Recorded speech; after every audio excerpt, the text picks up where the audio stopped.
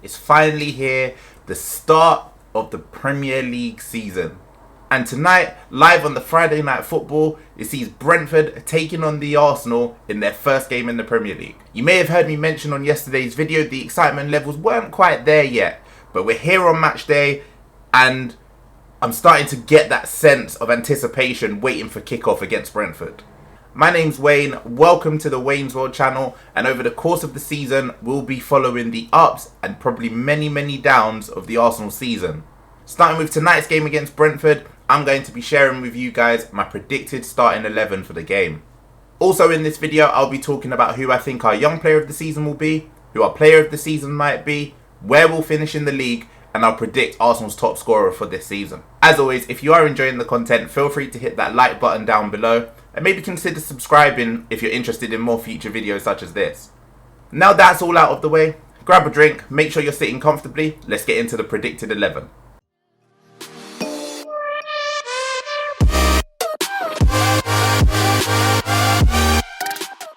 So as you can see here, I'm using the Arsenal Reviews website to choose my predicted 11 for tonight's game against Brentford.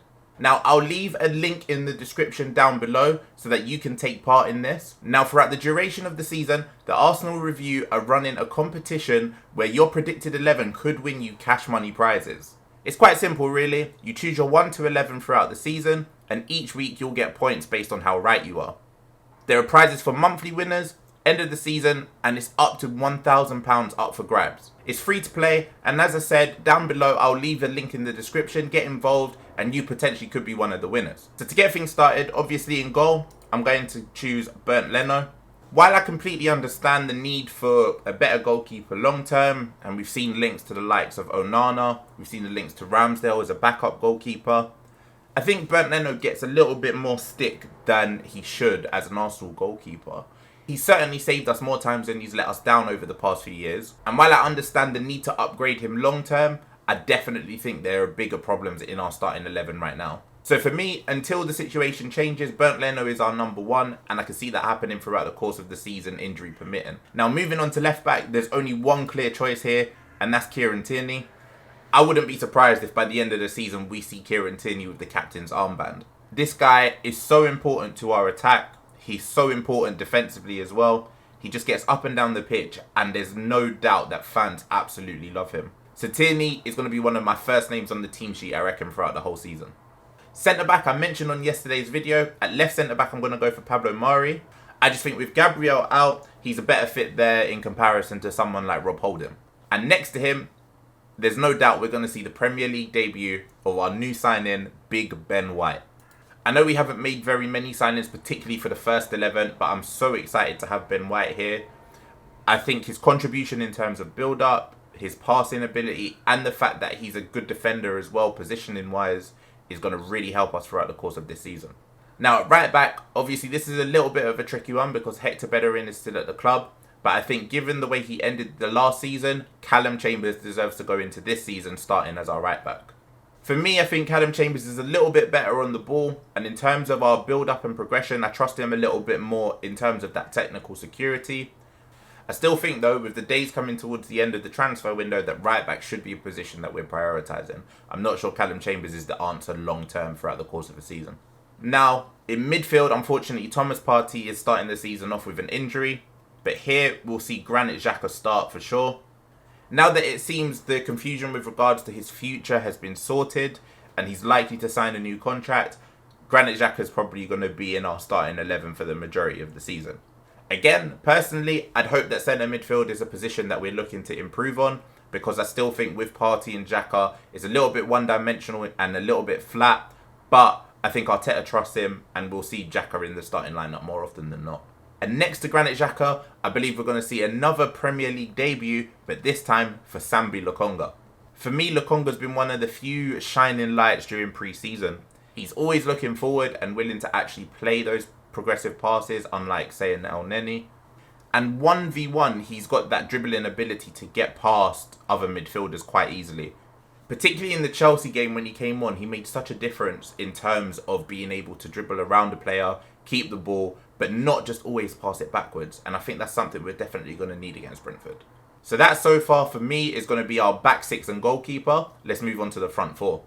Now, if you weren't aware, breaking news today has shown that Aubameyang and Lacazette are both out ill. Now, my first thought process is that potentially one or both of them might be sold.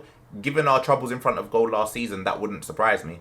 Although I certainly struggle to know who's going to pay a fee and the wages for either one of them. But thinking about tonight, there's one small positive, and that's it gives Arteta a reason to try something different. So often our attack last year looked one-dimensional and flat, and a lot of that came from the fact that Lacazette and Aubameyang just simply don't seem to be able to play well together anymore. But given the fact they're now missing from the Brentford game, I think it's only fair that Arsenal fans feel a little bit of excitement about what we could potentially see. I think guaranteed to start in that 10 position is Emile Smith-Rowe. Whilst we're still looking for a 10 to come in and compete, I think Smith-Rowe has definitely got that position on lock for the start of the season. And I think alongside him, we're going to see Nicola Pepe. Now, I've been highly critical of Pepe, but the way he ended the season last year and how he's actually played during pre-season this summer, I think he's deserved to be one of the first names on the team sheet as well. Now, without Aubameyang and without Lacazette, Pepe is going to probably have to be our main goal threat for this game, so hopefully he can start off firing. Now, on the left-hand side, I'm going to go with Bukayo Saka. I know under Mikel Arteta, he's primarily been used from the right-hand side, and I can easily see him and Pepe interchanging throughout the game. But I just think, given the fact that Lacazette and Aubameyang are now both out, we're going to have to see Saka start. But not only that, he's one of our best players and simply deserves to be in the team whenever he's fit. I know he's had a somewhat short summer, considering England reaching the final in the Euros. But I also think, given the heartbreak of that penalty shootout, I think he's going to be ready to come into the season fit and firing. Now, moving on to the striker position, that one's a little bit complicated for me because on one hand, you've got Flo Balogun. Obviously, he's recently signed a new deal, and he's done so probably with the agreement that he's going to get first team minutes at some stage. And then on the other hand, you've got Gabriel Martinelli. And similar to Saka, Martinelli's had a short break over the course of the summer. He was at the Olympics with Brazil, bringing home the gold medal. It's quite tricky to know which way Arteta might go. But I think of the two, he's going to go for Gabriel Martinelli. I think given the fact that he contributed in the penalty shootout for Brazil and won the gold medal convincingly with them, you've just got to ride that confidence and bring him into the team. He's always a goal threat. He's always a danger man. So I just think without the two main strikers who would usually play, he's got to be put in there despite the fact that he might not be 100% fit. Have Balogun on the bench. Whether it's after 50 minutes, 60 minutes, bring him on and he might be able to change the game in our favour as well. So there you can see my starting 11 for tonight's game against Brentford. As I mentioned before, go and check out the Arsenal Review website and be sure to get involved with the competition. You could win yourself some cool prizes.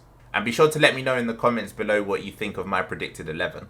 Now for my picks for player of the season, young player of the season, top goal scorer, and where I think we'll finish in the league. So for young player of the season, I'm going to go for Gabriel Martinelli. I just think this season in front of goal, we're going to see the kid explode. And I wouldn't be surprised if he's our starting left winger by the end of the season. The times he played to end last season, he was always a goal threat. I remember his goal, I think it was against Sheffield United. And that game, he was just fantastic throughout. And in an attack that has the likes of Aubameyang, the likes of Lacazette, who aren't as penetrative dribbling with the ball, Gabriel Martinelli offers that directness, and although he's not refined at it, he's still very, very good at it. Plus, in terms of his finishing, I'd argue he's probably the most reliable at the club right now. I just think Martinelli's going to have a standout season.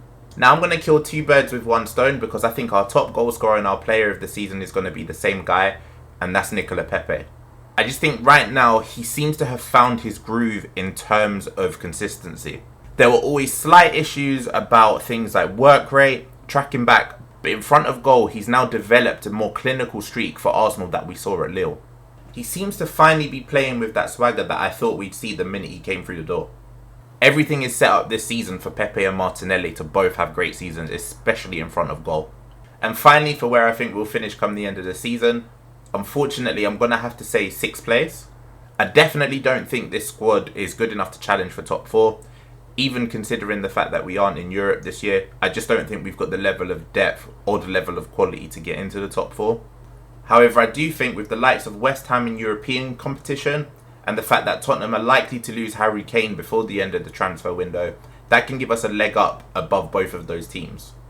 Now obviously the transfer window is still open and I'm hopeful that we can sign some quality players, but I just don't think we'll be able to sign enough to be able to push for top 4. In terms of the title race, I think it will be a 2-horse race between Man City and Chelsea, and I can see Man United finishing 3rd and Liverpool 4th. However, I think those 4 are clear completely of the rest of the league at the minute. And then I think the fight for the remaining European spots will be between ourselves, Spurs, Leicester, a team like Leeds, who I think are going to have a very good season this year, West Ham as well. And here's hoping that throughout the course of the season, we're consistent enough to push for that 5th, 6th. And who knows, maybe the likes of a Liverpool or a Chelsea don't do as well as we think they might do this season, and we can push for that top 4 if we get a bit lucky. There you have my predictions for the 2021-2022 Arsenal season. Fingers crossed, alongside a solid league campaign, we can bring home some domestic silverware as well. The domestic trophies are always looked down upon, but as a fan I always want to see our club win trophies, so an FA Cup, a Carabao Cup, I don't really care which one it is. Let's see us bring some silverware back to the Emirates. As always, I do appreciate you for watching. If you have enjoyed the content, feel free to hit that like button down below. And to see more videos such as this, and more reviews and discussion of Arsenal news throughout the season, hit that subscribe button as well. If you haven't done so already, feel free to follow me on Twitter, or come join me over on Twitch. Both links are down in the description below as well. And wherever you're watching the game from tonight, please make sure you enjoy it. Let's hope that the Arsenal can bring home a victory. For my match score prediction, I'm going to go for a 1-1 draw. I just think that Brentford are going to be really up for this, and I think we might be a little bit light in terms of squad quality. Remember that full stadiums are back, so that atmosphere is going to be rocking for them as well. Fingers crossed the away fans can push us onto a little bit of an advantage. Arsenal's away fans are always completely fantastic. Be sure to reach out to me and let me know your score prediction for the game tonight. As I said, thank you for watching, take care, and until next time, peace.